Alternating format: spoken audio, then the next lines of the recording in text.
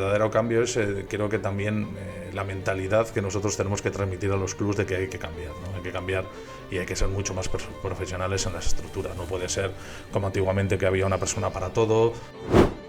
Bueno, nosotros nos encontramos con el COVID y con más de 50, en el proceso de 50 partidos aplazados, y fuimos muy osados porque creo que fuimos la primera liga que salió a competir. Tienes que ser diferente, tienes que ser reconocible. Y creo que va ligado a la difusión, a la marca, a cuando la percepción que tengas de lo que somos. Para muchas cosas éramos ya una liga profesional. Había un control económico, había ya los jugadores, estaba regulado que tenían que estar en la seguridad social, y lo que sí que hubo que perfilar varios cambios, como que había que estar obligado a auditarse.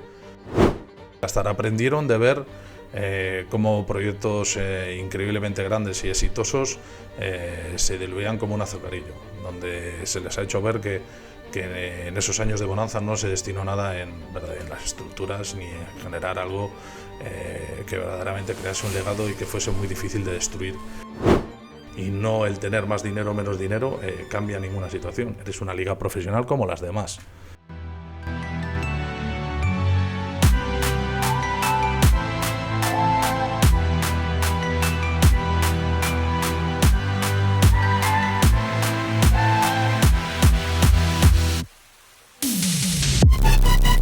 Hola a todos. Bueno, en el episodio que vais a ver hoy hemos tenido un pequeño percance. La cámara que teníamos grabando el plano general ha dejado de funcionar, entonces tenemos prácticamente casi nada de duración de ese plano. De manera que lo que vamos a hacer va a ser ir cortando cada una de las partes en las que Servando va respondiendo al podcast y poner la pregunta justo abajo para que la podáis leer. Lo único que no nos veréis las caras, igual eso os puede alegrar bastante, así que no hay mal que por ello no venga. Y podéis verlo completo en el audio en Spotify y en iVoox. Y nada, esperamos que lo disfrutéis. Muchas gracias. Bueno, pues Servando es un hombre de 48 años, con familia, con 2 hijas, y en este ámbito deportivo, el balonmano, pues alguien que empezó de muy joven y que se tuvo que retirar muy pronto, como un jugador de balonmano auténticamente frustrado, que es lo que también me considero por las lesiones, y bueno, emprendimos un camino que fue fundar el Balonmano Sin Fin, y con la llegada a Asobal, pues todo ha repercutido, ha terminado por una serie de casualidades de la vida en ser presidente de Asobal, y ya son 5 años. Bueno, fue la salida de Adolfo Aragonés, que bueno, por unas circunstancias muy abruptas, una época muy difícil de Asobal, donde había mucha división al estar en la comisión delegada, y nuestro secretario general también ser de Santander, pues era un poco lo más normal que para todo el tema de firmas mancomunadas, ir notario, todo lo que hubiese que hacer y ser muy proactivo y dinámico, pues había una situación eventual para el momento, y fui presidente en funciones durante una pequeña etapa con David Barrufé y Javier Palacios, que hacían de vicepresidentes. Y a partir de ahí, pues pasamos el COVID, todo avanzó, no había nadie que quería asumir este rol y encabezar esta presidencia, y bueno, la gente confió en que creían que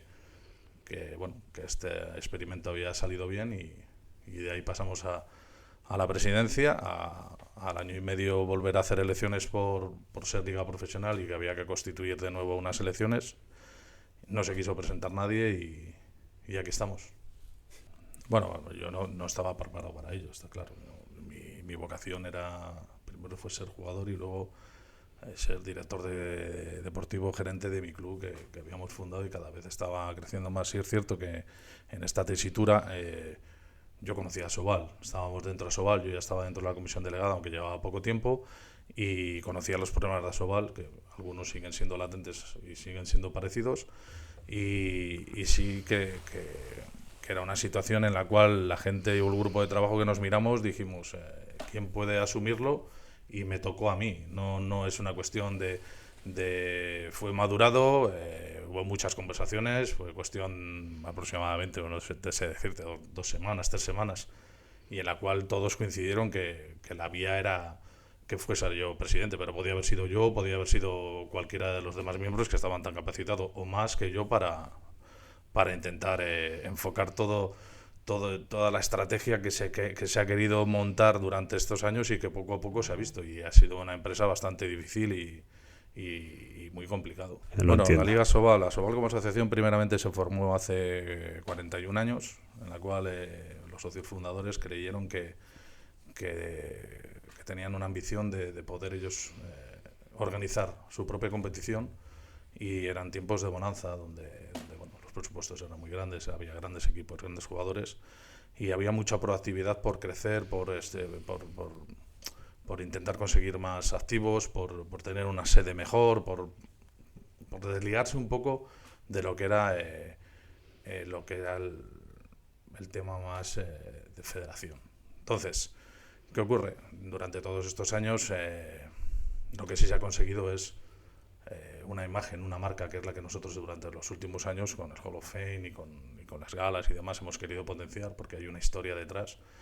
Y a partir de entonces ya uno de los anhelos que prácticamente en el año 90 estuvimos a punto de conseguirse Liga Profesional, se consigue hace 2 temporadas, y a partir de ahí intentar avanzar. Pensábamos que con este proceso de algo que era un anhelo y que verdaderamente hicimos un trabajo excepcional desde la asociación en cuanto a documentación y todo lo que se envió al Consejo Superior de Deportes, pues al conseguirlo iba a ser todo mucho más fácil, pero ciertamente que es un trabajo que va a llevar años. Bueno, entonces nos encontramos con el COVID y con más de 50, en el proceso de 50 partidos aplazados, y fuimos muy osados porque creo que fuimos la primera liga que salió a competir, que ya ahí nos generó los primeros problemas, y de ahí, pues bueno, la proactividad de los clubs, como pelearon por ayudarse, por sacar los partidos adelante, por llegar a acuerdos, por jugar 3 días, cada 3 días sin que hubiese problemas, y ese fue uno de los mayores logros, y conseguir una ayuda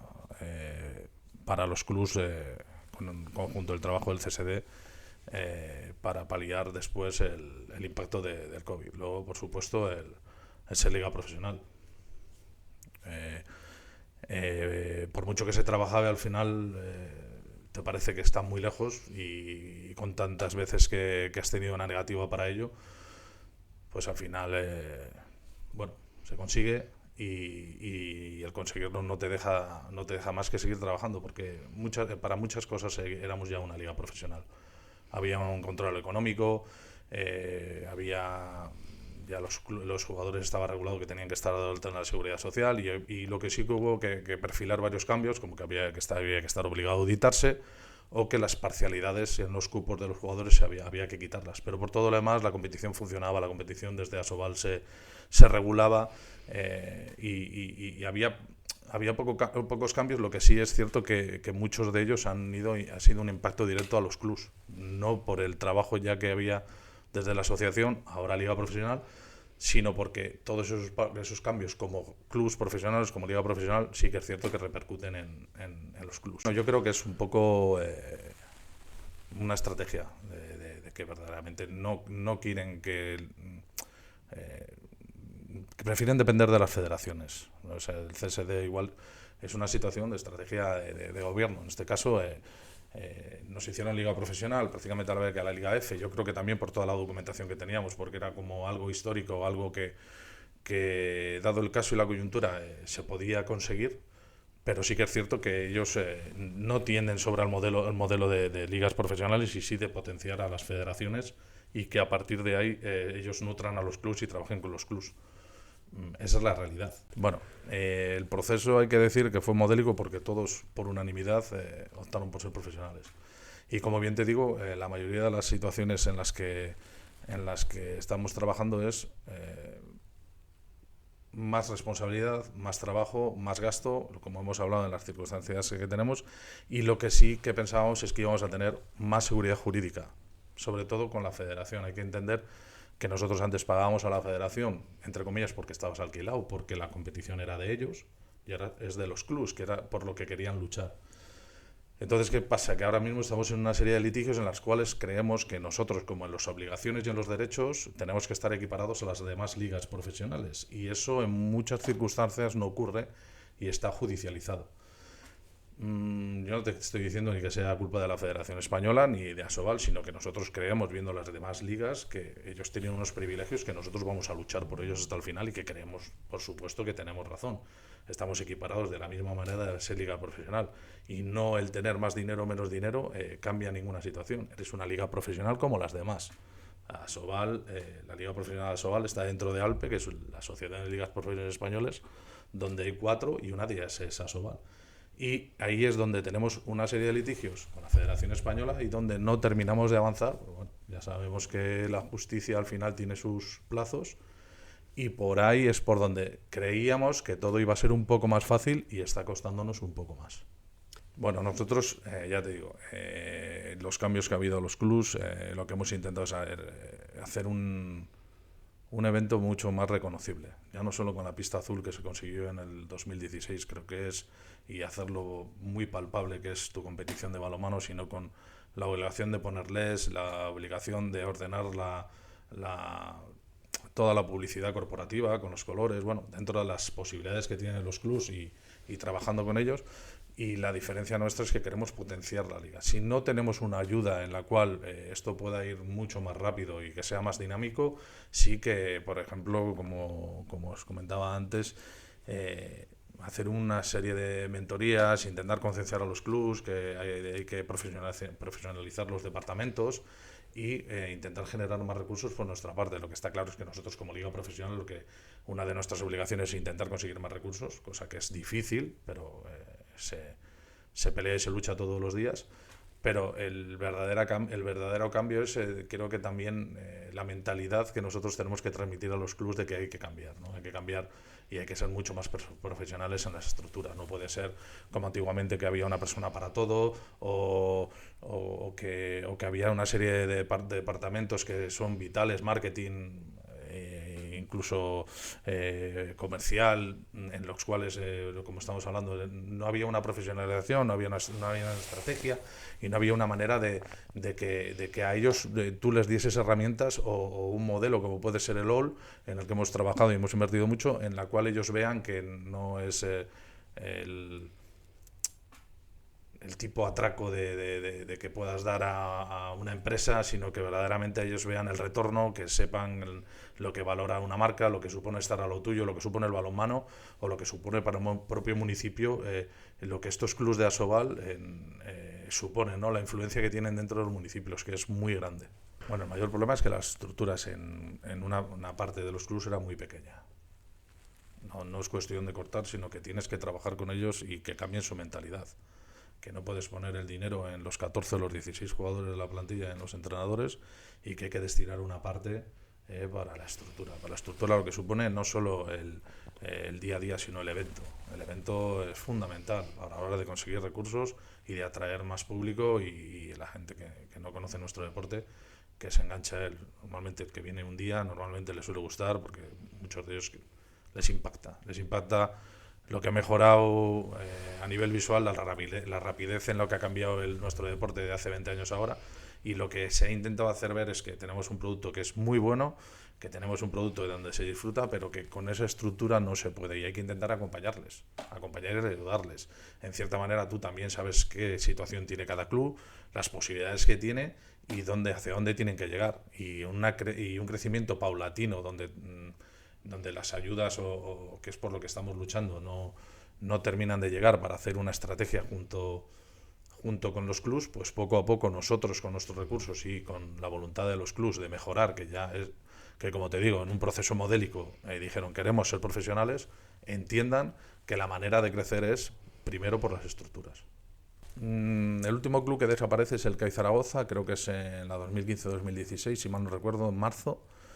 Y casualmente era un equipo que era una sociedad anónima deportiva, que era el único.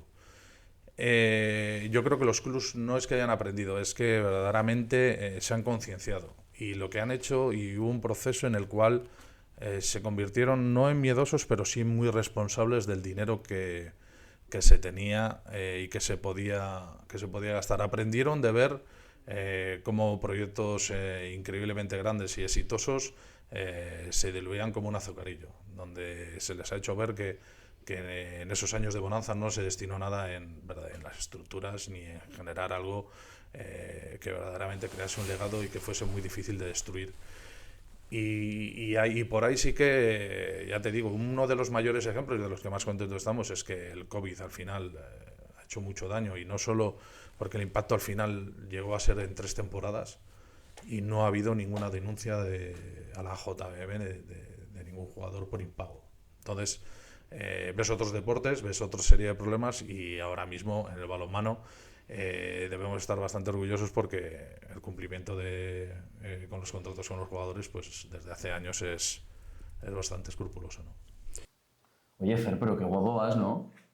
Ya ves, la verdad es que, bueno, una marca de balonmano para un podcast de balonmano. Qué maravilla. Oye, desde aquí agradecemos a Hummel por patrocinarnos, por ayudarnos con las mochilas, material técnico y con todo lo que utilizamos en los episodios, así que muchas gracias. Bueno, la realidad es que los clubes no pueden estar esperando el dinero gubernamental, ayuntamientos, diputaciones, comunidades autónomas, y porque al final la dependencia que tiene sobre estos estamentos es sobre todo en liquidez.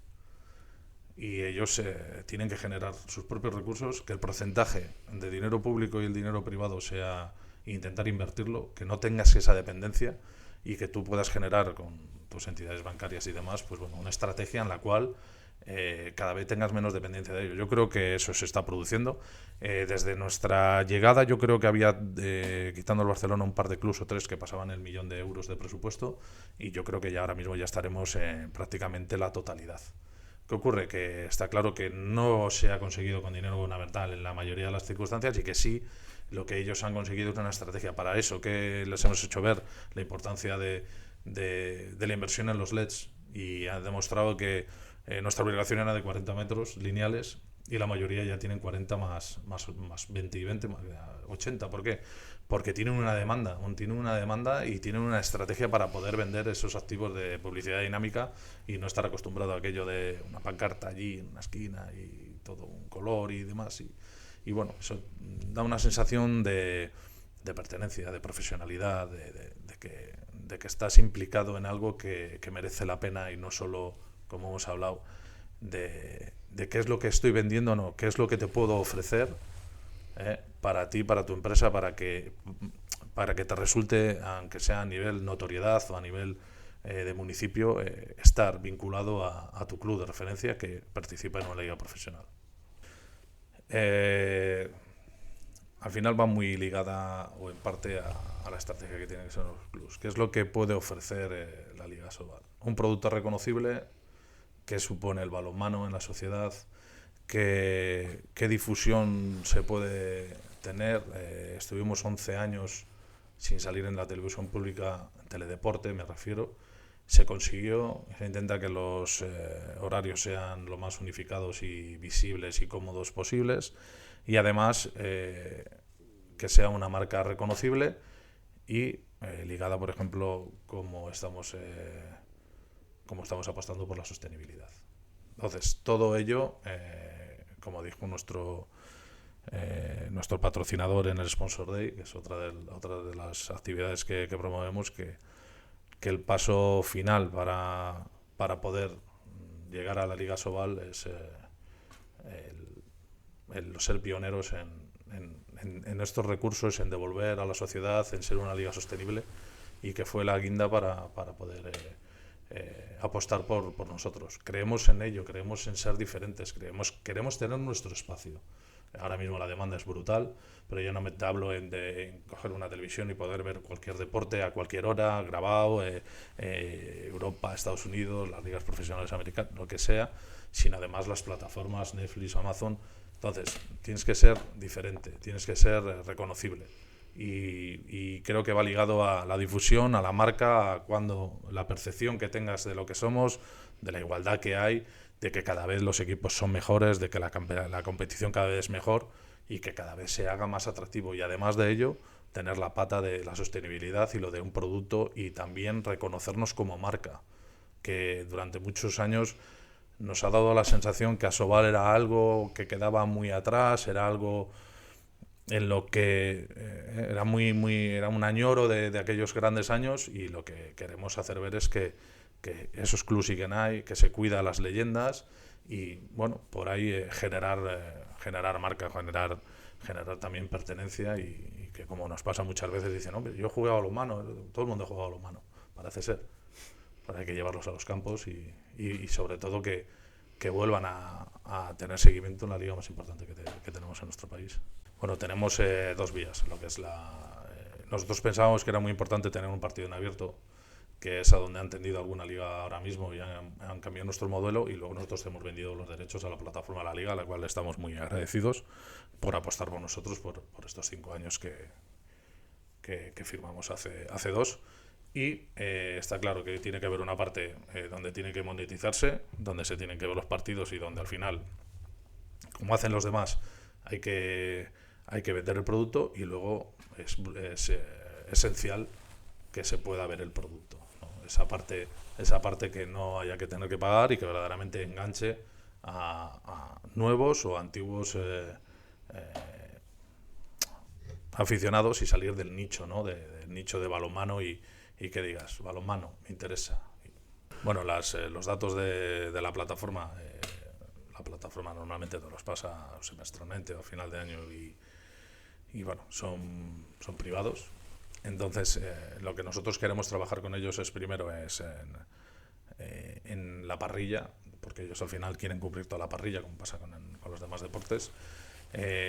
Trabajan en una parrilla en donde sea donde todo el mundo pueda estar cómodo, donde hay que ayudar también a los equipos que juegan en Europa, facilitarles jugar los viernes, intentar que sean los días que jueguen en casa, que es difícil complementarlo a veces, y luego es una situación complicada, ¿no? Pero hay que buscar que sea atractivo, y atractivo pasa por estar bien alineados. Un poco el hilo de lo que es la difusión, eso lo tiene que valorar también un poco a la liga y trabajar con ellos. Al final, por ejemplo, nosotros ahora cuando estamos hablando y el contrato que hemos hecho con la Fox en Argentina, lo que estamos procurando es que esos partidos que se van a dar ahora, trabajar con ellos, ¿no? Decirles, igual te piden un partido que igual no es tan conveniente y ellos están pensando en los jugadores argentinos, pero igual hay otro tipo de modelo, otro tipo de partido que ellos no han pensado en él, en el cual se puede encajar mejor. Y a partir de ahí, pues también, qué partido se puede dar en Teledeporte, hay que trabajar un poco con la liga, cuál es el que más nos interesa, que pasen todos los clubs por Teledeporte, el tema de horarios, bueno, es un trabajo en el cual es esencial la liga, y la colaboración de Teledeporte, lo cual estamos muy contentos porque al final, excepto situaciones extremas bueno, pues ya sabéis que Teledeporte al final tiene que cumplir una serie de compromisos y al final es una televisión gubernamental, bueno, pues normalmente se puede encajar casi todo. Bueno, primero lo que hemos hablado, hay que buscar una fórmula para que todos los clubs se les dé un partido en casa. Y luego, normalmente, un poco por el interés general. Pero, también hay que valorar que a un club no se le den 4 partidos, que no sean en 10 jornadas, y hay que hacer un seguimiento un poco de todo lo que es todo el calendario. Pero se segmenta, no está ya planificado cuáles van a ser, sino que dependiendo de lo que se haya dado y un poco cómo hayan funcionado, y luego ahí ya se hace la valoración pero ese es un poco el patrón, ¿no? Había que modernizarse. Se cambió la página web, estaba bastante obsoleta. Se creó el Fantasy, se ha creado una app. Entonces, lo que hay que crear es una dependencia de que se puedan, de una manera mucho más real, mucho más visual, el poder estar dependiente de noticias a Sobal, de generar también con los jóvenes, con contenidos, bueno, al final es lo que se intenta, ¿no? Es ponernos un poco a la altura de cómo estaban trabajando otras ligas que nosotros cuando llegamos prácticamente no se hacía, y ya te digo, sin una app y sin una aplicación, y luego si no tienes nada con qué interactuar con tus aficionados, pues también es todo mucho más difícil, parece que todo depende de las situaciones del partido, del juego, de la clasificación, y hay que generar un vínculo, y a poder ser contra más diario y más necesario, pues mucho mejor. Bueno, ya te digo que el proyecto GOL, que está liderado por SPSG, por Carlos Cantó, al final lo que buscábamos es de qué manera podíamos influir en los clubs para generar otro tipo de situaciones y una liga paralela que no tuviese nada que ver con la deportiva, en la cual con proyectos, con asociaciones o con cualquier tipo de entidades públicas del entorno de los clubs se podría trabajar, incluso también llegar a otro tipo de patrocinios con empresas que nunca se habían planteado llegar al balonmano o a ligas profesionales. Para ello se hace periódicamente unas reuniones en las cuales se intenta que cada club tenga un departamento para ello, para que trabajar en estos proyectos, y pues se les enseña de qué manera hay que buscar esa estrategia para que ellos tengan claro hacia dónde quieran ir. Y lo que más nos ha gustado es un poco la proactividad de los clubs que venían de la nada, que no tenían ningún tipo de departamento, se han dado cuenta de ello. Y además lo que sí se dan cuenta es lo que hemos hablado, la influencia que tienen en sus municipios. Cierto es que son municipios no muy grandes, localidades medianas, pero que sí que el vínculo con la sociedad y el retorno que tiene para ellos reputacional es muy importante. ¿Qué ocurre? Que a partir de ahí ellos van a generar una serie de sinergias y una serie de vínculos con estas asociaciones y demás, en las cuales se les pueden abrir muchas puertas. Bueno, nosotros como liga lo que podemos hacer únicamente es hacerles la vida más sencilla en cuanto a calendario. De ello se ocupa Eduardo Romero, que lleva un montón de años y la verdad es que lo mira con celo y con un cuidado total por ellos, porque al final hemos entendido que nuestra difusión también en Europa como marca es cuidar a los clubs e intentar que lleguen los más descansados y en las condiciones más óptimas. Está claro que cuando llega a Ademar y tiene que ir a Belgrado y se le puede ayudar, o cualquiera, Granollers cuando ha tenido que viajar, y cualquier club, pues intenta pues eso, poner los partidos. Es un poco, ya os digo, es la prioridad. Y a partir de ahí, pues bueno, muchas veces lo que hemos hablado antes de elegir los partidos, todos estos partidos que cuando juegas en viernes pues hay que buscar otro equipo, otro partido, que como veis la liga como está, da igual, son todos muy interesantes porque la igualdad es absoluta, pero sí que es cierto que esas jornadas que caen entre semana, o sea, que caen ese fin de semana, pues hay que buscar otra fórmula para poder ayudarlos. No se puede de otra manera, ¿no? Bueno, lo que hay que hacer es una inversión en el evento. Hay que hacer una inversión en el evento y que no solo sea ir a ver un partido de balonmano. Hay que acercar a los jóvenes, hay que intentar, como ya hace algún equipo, intentar poder cerrar la calle, intentar hacer un evento fuera, un evento antes, acercar al público, hacerlo todo mucho más visual. Pero claro, ahí tiene que haber una inversión. Y es cierto que los clubs, muchos de ellos ya la hacen, porque nos hemos dado cuenta que hay un mantra que parece que el aficionado del balonmano, no sé, igual los demás, que es empieza en punto y llegar a -5 y sentarte, y hay que intentar que estén en el evento, que pasen por la tienda, que vean el merchant de los equipos, que pasen por las cafeterías, bueno, pues que disfruten de lo que es una jornada de balonmano, que sí que se hace en otros países, y aquí igual también es un poco más difícil por el tipo de instalaciones que hay, que no son las de otros países, pero en la medida de nuestras circunstancias, quien pueda, sí hacerlo. Hay que poner de referencia, por ejemplo, las 4.600 personas que ha metido Ciudad Real el domingo por la mañana, caserío en el Quijote Arena, ¿no? En Ciudad Real. Entonces, por ahí tenemos que tender. Está claro que tenemos que ver la casuística de cada club, pero sí que es cierto que lo que hay que buscar es dinamizar el evento. No sé si eran sorteos, entradas, colegios. Hay un montón de acciones que se pueden hacer para intentar llenar y acercar a los niños, a los padres, y sí que los descansos sean de otra manera, que bueno, un poco que te quede esa sensación. La mayoría de los clubes ya tienen mascota. Bueno, es un proceso, pero sí que está claro que tiene que cambiar un poco el enfoque de lo que es el evento del partido. Puede ser al final, pues mirar la NFL, la NBA, cualquier tipo de la Kisscan, cualquier tipo de acción con público, que está claro, el producto lo tienes ya en la mano. Otra cosa que sí es cierto que sí que hay que mirar igual todo este tipo de eventos, no como un aficionado que está viendo el deporte, y sí como alguien que está percibiendo el evento. Y a partir de ahí intentar construir con la singularidad de tus instalaciones y de tus clubs. Lo primero que le preguntaría es qué estructura tiene en ese momento. Y a partir de ahí una persona que lidere el marketing, si no la tienen, y lo que es un gerente, pero no un gerente deportivo, sino un director general. Y a partir de ahí la persona que lidere los demás departamentos. Pero una persona de marketing ahora es fundamental, porque luego todo lo demás un poco se presupone, ¿no? Director deportivo, muchos entrenadores hacen de directores deportivos, al final se duplican puestos, pero yo creo que es esencial. Las decisiones estratégicas sí que las dejen trabajar.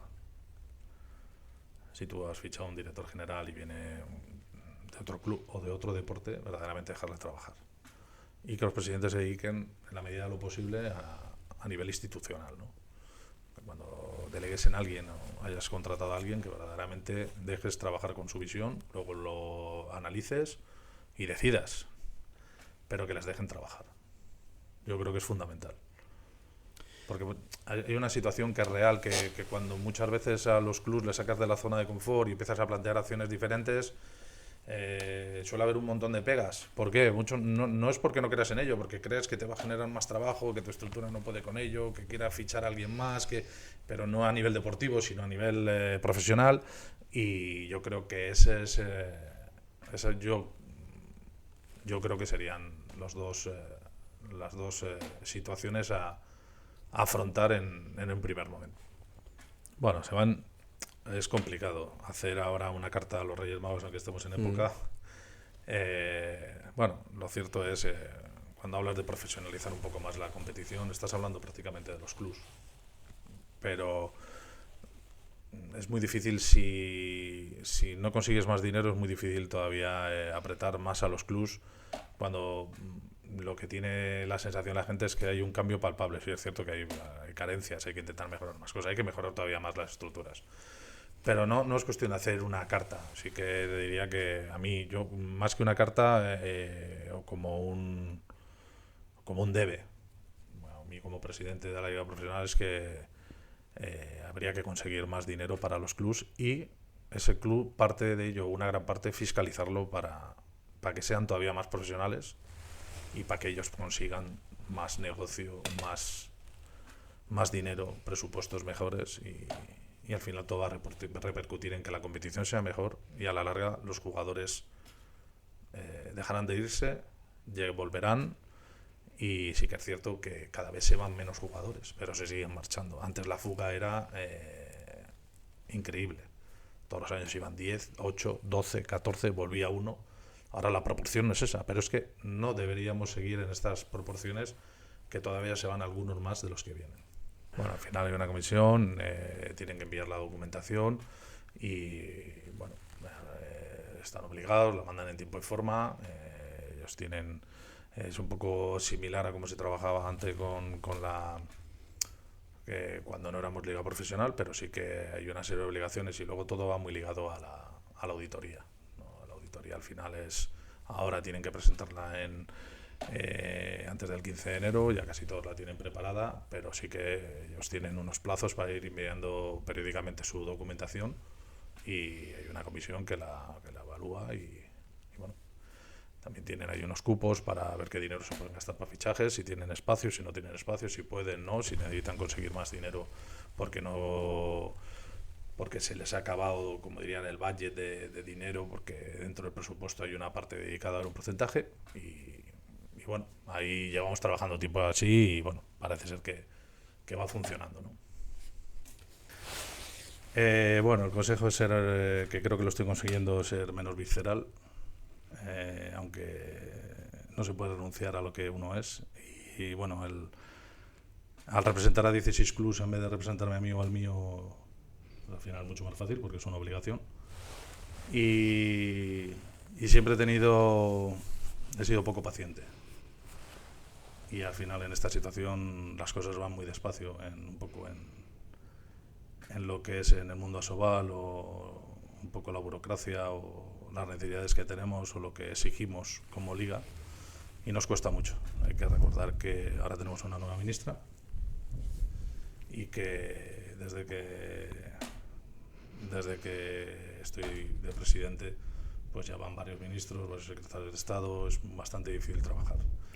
Y me cuesta mucho, como os he dicho, soy bastante impaciente y me cuesta y tengo que trabajar con ello y me es muy complicado.